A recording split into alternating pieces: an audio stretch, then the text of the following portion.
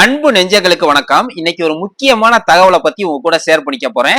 அதாவது India licence வச்சு international permit இல்லாம, அதே போல சிங்கப்பூர் லைசன்ஸ் இல்லாம எப்படி சிங்கப்பூர்ல வாகனம் ஓட்டுறது, இதுக்கு என்னென்ன டாக்குமெண்ட்லாம் வேணும், இதுக்கு யாரெல்லாம் தகுதியானவங்க அப்படிங்கிற பத்தி A to Z தெளிவா விரிவா பார்க்க போறோம். வீடியோவை ஸ்கிப் பண்ணாம கடைசி வரைக்கும் பாருங்க. இது போல சிங்கப்பூர் சம்பந்தமான யூஸ்ஃபுல்லான வீடியோ உங்களுக்கு வேணும் அப்படின்னா நீங்க செய்ய வேண்டியது எல்லாம் ஒன்னே ஒண்ணுதான். அதுக்கு நீங்க என்ன பின்தொடருங்க. இது வரைக்கும் நம்ம சேனலை சப்ஸ்கிரைப் பண்ணலாம், மறக்காம சப்ஸ்கிரைப் பண்ணிட்டு பெல் ஐக்கானையும் கிளிக் பண்ணிட்டு நோட்டிபிகேஷன் ஆன் கொடுத்து வச்சுங்க.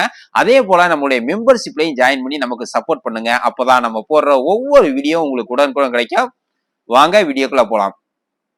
ஃப்ரெண்ட்ஸ், இந்தியா லைசன்ஸை வச்சு இன்டர்நேஷனல் பெர்மிட் இல்லாம 10 வெளிநாடுகள்ல நம்ம வாகனம் ஓட்ட முடியும். அதுல ஒண்ணுதான் சிங்கப்பூர். சிங்கப்பூர்ல வாகனம் ஓட்டுறதுக்கு என்னென்ன டாக்குமெண்ட் எல்லாம் வேணும், யாரெல்லாம் இதுக்கு தகுதியானவங்க அப்படிங்கிற பாத்துருவோம். இதுல ஃபர்ஸ்ட் இதுக்கு என்னென்ன டாக்குமெண்ட் எல்லாம் வேணும் அப்படின்னு முதல்ல பாத்துருவோம். ஃபர்ஸ்ட் உங்களுடைய டிரைவிங் லைசன்ஸ் வேலிட்ல இருக்கணும், அதாவது எக்ஸ்பைரி ஆயிருக்க கூடாது. ரெண்டாவது உங்களுடைய பாஸ்போர்ட் வேலிட்ல இருக்கணும், அதுவும் எக்ஸ்பைரி ஆயிருக்க கூடாது.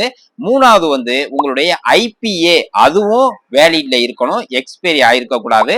நாலாவது உங்களுக்கு 18 வயசு அவசியம் நிரம்பி இருக்கணும், அப்படி இல்லைன்னா 18 வயசுக்கு மேல இருக்கணும். அதுக்கப்புறம் உங்களுடைய டிரைவிங் லைசன்ஸ் இங்கிலீஷ்ல இருந்தா மட்டும்தான் நீங்க இந்தியா லைசன்ஸை வச்சு சிங்கப்பூர் லைசன்ஸ் இல்லாம வாகனம் ஓட்ட முடியும். இதை நல்லா ஞாபகத்துல வச்சுக்கோங்க. இன்னொரு முக்கியமான விஷயம், உங்களுடைய லைசன்ஸ்ல இங்கிலீஷ்ல இல்ல அப்படின்னாலும் ஒன்றும் பிரச்சனை கிடையாது. அதுக்கும் நீங்க ஆன்லைன்ல சிங்கப்பூர் வந்ததுக்கு அப்புறம் இன்டர்நேஷனல் டிரைவிங் பெர்மிட்டை நீங்க அப்ளை பண்ணலாம். ஒருவேளை ஆன்லைன்ல உங்களுக்கு இன்டர்நேஷனல் டிரைவிங் பெர்மிட் அப்ளை பண்ண தெரியல, அல்லது உங்களுக்கு அர்ஜென்டா உடனே தேவைப்படுது அப்படின்னாலும் ஒன்றும் பிரச்சனை கிடையாது. ஒரு 3 விதமான லொகேஷன்ல அவங்களுடைய அலுவலகம் இயங்குது. அங்கே போனீங்கன்னா ஒரே நாள்ல அவங்க உங்களுக்கு அப்ளை பண்ணி அப்ரூவ் வாங்கி கொடுத்துருவாங்க. நான் இப்ப சொன்னது உங்களுக்கு தெளிவா புரிஞ்சிருக்கும் அப்படின்னு நம்புறேன். அவங்களுடைய அலுவலகம் ஒரு 3 விதமான லொகேஷன்ல இருக்கு. அது எந்தெந்த லொகேஷன்ல இருக்கு அப்படின்னு முதல்ல பாத்துருவோம். அதுல ஃபர்ஸ்ட் நம்பர் 2 குங்சோங் ரோட் 0601 அப்படிங்கிற தளத்துல AA சென்டர் சிங்கப்பூர் ரெட்ஹில் MRTல இருந்து ஒரு 7 நிமிஷம் நடந்து போற தூரத்துலதான் இருக்கு அப்படின்னு சொல்றாங்க. அவங்களுடைய அலுவலகம் மண்டே டு ஃப்ரைடே காலையில 9 மணில இருந்து சாயங்காலம் 6:45 வரைக்கும் இருக்கும் அப்படிங்கிறாங்க. அதே போல சாட்டர்டே சண்டே காலையில 9 மணில இருந்து 5:45 வரைக்கும் இருக்கு அப்படின்னு இருக்காங்க. பப்ளிக் ஹாலிடே அவங்களுடைய அலுவலகம் இயங்காது. இதை நல்லா ஞாபகத்துல வச்சுங்க. ரெண்டாவது 535 காலாங் பாரு 0108 அப்படிங்கிற தளத்துல இருக்கு.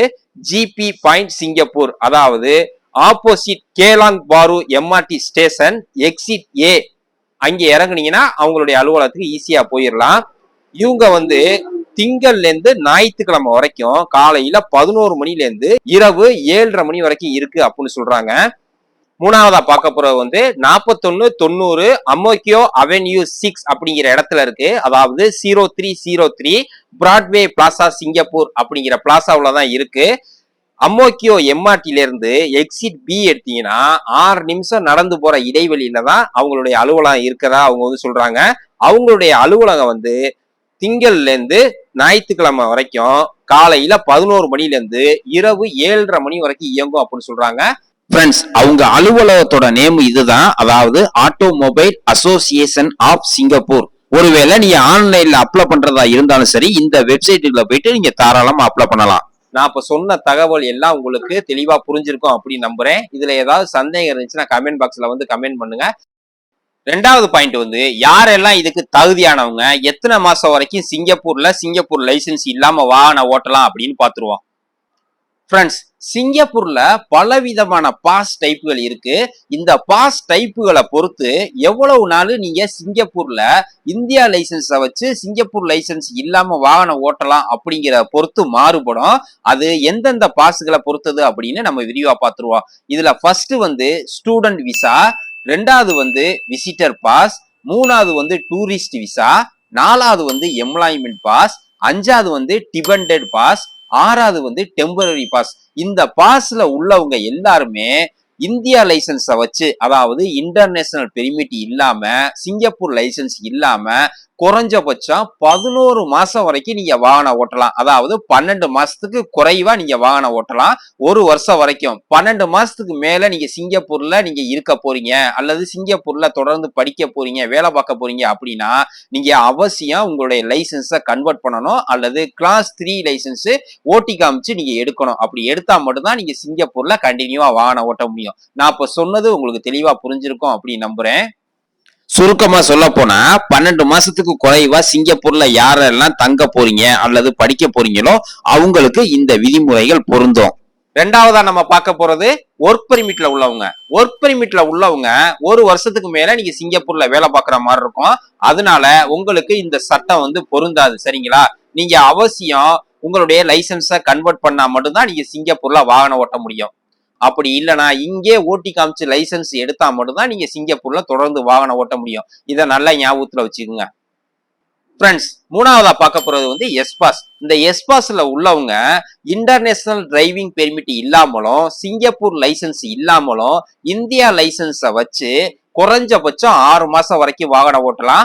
6 மாசத்துக்கு மேல நீங்க வாகனம் ஓட்டணும் அப்படின்னா அவசியம் உங்களுடைய லைசன்ஸை கன்வெர்ட் பண்ணணும். அப்படி இல்லைன்னா இங்கே ஓட்டி காமிச்சு லைசன்ஸ் எடுத்தா மட்டும்தான் நீங்க சிங்கப்பூர்ல தொடர்ந்து வாகனம் ஓட்ட முடியும். இதை நல்லா ஞாபகத்துல வச்சுக்கோங்க. ஃப்ரெண்ட்ஸ், நாலாவதா பார்க்க போறது சிங்கப்பூர்ல புதுசா நீங்க சிங்கப்பூர் சிட்டிசன் ஆயிருக்கீங்களா, அதே போல பிஆர்ல இருக்கீங்களா, அதாவது பெர்மனன்ட் ரெசிடென்டா இருக்கீங்க அப்படின்னா முதல் 3 மாசம் வரைக்கும் நீங்க தாராளமா இந்தியா லைசன்ஸை வச்சு சிங்கப்பூர்ல லைசன்ஸ் இல்லாம வாகனம் ஓட்டலாம். அதுக்கப்புறம் நீங்க தொடர்ந்து வாகனம் ஓட்டணும் அப்படின்னா அவசியம் நீங்க சிங்கப்பூர் லைசன்ஸ் எடுத்தா மட்டும்தான் நீங்க சிங்கப்பூர்ல வாகனம் ஓட்ட முடியும். இதை நல்லா ஞாபகத்துல வச்சுக்கோங்க. இன்னொரு முக்கியமான விஷயம், நீங்க புதுசா சிட்டிசன் வாங்குறதுக்கு முன்னாடியோ அல்லது பிஆர் வாங்குறதுக்கு முன்னாடியோ சிங்கப்பூர் லைசன்ஸ் எடுத்து வச்சிருந்தீங்க அப்படின்னா அதுல பின் நம்பர் மட்டும் தான் அப்டேட் ஆயிருக்கும். நீங்க சிட்டிசன் ஆனதுக்கு அப்புறமோ அல்லது பிஆர் வாங்கினதுக்கு அப்புறமோ உங்களுடைய என்ஆர்ஐசி நம்பரை அதுல அப்டேட் பண்ணணும் அப்படின்னு சொல்றாங்க.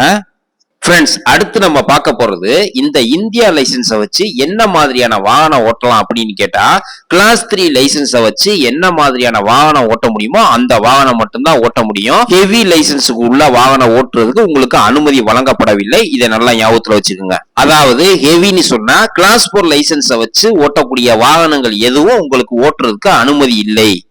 ஃப்ரெண்ட்ஸ், ரொம்ப முக்கியமான விஷயம் என்ன அப்படின்னு கேட்டா சிங்கப்பூர் சம்பந்தமான லேட்டஸ்ட் நியூ ரூல்ஸை நீங்க அவசியம் தெரிஞ்சு வச்சுக்கணும். அதாவது டிராபிக் ரூல்ஸை பத்தி நீங்க தெரிஞ்சா மட்டும்தான் சிங்கப்பூர் ரோட்ல நீங்க வாகனம் ஓட்ட முடியும்.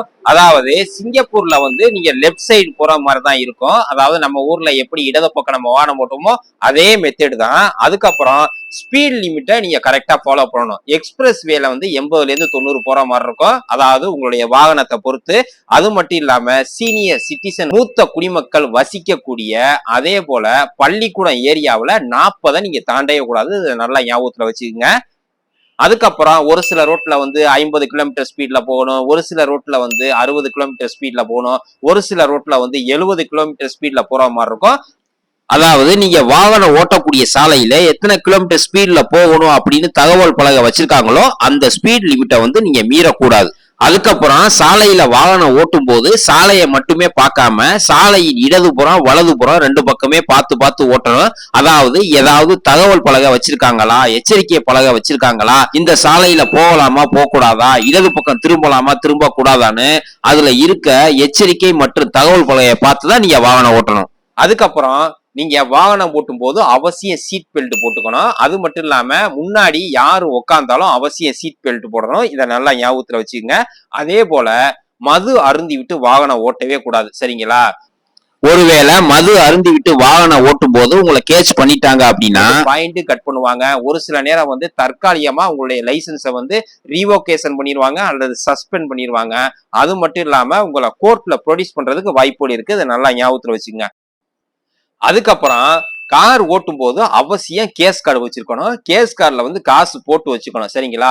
ஒரு சில நேரம் நீங்க இஆர்பில போற மாதிரி இருக்கும். அதாவது எலக்ட்ரானிக் ரோட் பிரைசிங் சொல்லக்கூடிய காசு கட்டக்கூடிய சாலைகள்ல நீங்க போனீங்க அப்படின்னா ஆட்டோமேட்டிக்கா உங்களுக்கு காசு கட்டாயிரும். ஒருவேளை நீங்க காசு டாப் அப் பண்ணாம இருந்தீங்க அப்படின்னா உங்களுக்கு ஃபைன் விதிக்கிறதுக்கும் வாய்ப்புகள் இருக்கு. சரிங்களா? இதை நல்லா ஞாபகத்துல வச்சுக்கோங்க. அதுக்கப்புறம் நம்ம இப்ப பார்க்க போறதுதான் ரொம்ப ரொம்ப முக்கியமான விஷயம். சிங்கப்பூர்ல நிறைய இடத்துல டிராபிக் லைட் கேமராவும் அதே போல ஸ்பீட் லிமிட் கேமராவும் வச்சிருப்பாங்க. அதாவது டிராபிக் ஜங்ஷன்ல சிவப்பு லைட் எரியும் போது நீங்க டிராபிக் ஜங்ஷனை கடந்து போனீங்க அப்படின்னா உங்களை படம் பிடிச்சிரும். அதே போல ஒரு ரோட்ல என்ன ஸ்பீட்ல போகணும்னு ஸ்பீட் லிமிட் போட்டிருக்காங்களோ அந்த ஸ்பீட் லிமிட்டை நீங்க தாண்டி வேகமா போனாலும் உங்களை படம் எடுத்துரும். அதே போல இந்த தவறுகளை நீங்க பண்ணீங்கன்னா உங்களுக்கு அதிகமான பாயிண்ட்களும் அதே போல அதிகமான ஃபைன் அடிச்சிருவாங்க. ஒரு சில நேரம் உங்க லைசன்ஸை தடை பண்றதுக்கு வாய்ப்புகள் கூட இருக்கு. அதனால டிராபிக் ஜங்ஷன்ல சிவப்பு லைட் எரியும் போது உங்க வாகனத்தை ஓட்டிட்டு போகாதீங்க. அதே போல ஒரு சாலையில எத்தனை கிலோமீட்டர் ஸ்பீட்ல போகணும் அப்படின்னு ஸ்பீட் லிமிட் போட்டிருக்காங்களோ அதை நீங்க தாண்டாதீங்க. நான் இப்ப சொன்னது உங்களுக்கு தெளிவா புரிஞ்சிருக்கும் அப்படின்னு நம்புறேன். ஃப்ரெண்ட்ஸ், அதுக்கப்புறம் ஒரு குறிப்பிட்ட நேரத்துல நீங்க பஸ் லேனை யூஸ் பண்ணவே கூடாது. என்னென்ன டைமிங்னு நான் இதுல கொடுத்துருக்கேன், அதை பார்த்து தெரிஞ்சுக்கோங்க. அதுக்கப்புறம் நம்ம இந்தியா லைசன்ஸை வச்சு சிங்கப்பூர்ல வாகனம் ஓட்டும் போது எந்த டேட்டை அவங்க கணக்குல எடுத்துக்குவாங்க அப்படின்னு கேட்டா உங்களுடைய ஐபிஏ டேட்டை வந்து கணக்குல எடுத்துக்க மாட்டாங்க. நீங்க சிங்கப்பூருக்கு எப்ப ஃபர்ஸ்ட் என்ட்ரி ஆகுறீங்களோ அந்த டேட்ல இருந்து தான் உங்களுக்கு 6 மாசமோ அல்லது 11 மாசமோ அல்லது 3 மாசமோ உங்களுக்கு கணக்கு இருக்கும். நான் இப்ப சொன்னது உங்களுக்கு தெளிவா புரிஞ்சிருக்கும் அப்படின்னு நம்புறேன். இதுல ஏதாவது சந்தேகம் இருந்துச்சுன்னா கமெண்ட் பாக்ஸ்ல வந்து கமெண்ட் பண்ணுங்க. இந்த தகவல் பிடிச்சிருந்துச்சுன்னா லைக் பண்ணுங்க. உங்க ஃப்ரெண்ட்ஸ் யாராவது சிங்கப்பூர்ல வண்டி ஓட்டணும் அப்படின்னு ஆசைப்பட்டாங்கன்னா அவங்களுக்கு இந்த வீடியோவை ஷேர் பண்ணுங்க. இது போல சிங்கப்பூர் சம்பந்தமான புது புது தகவல்கள் நீங்க தெரிஞ்சுக்கணும் அப்படின்னா நம்ம சேனலை சப்ஸ்கிரைப் பண்ணி வச்சுக்கோங்க. மீண்டும் ஒரு அடுத்த நல்ல பயனுள்ள வீடியோல சந்திப்போம். மகிழ்ச்சி.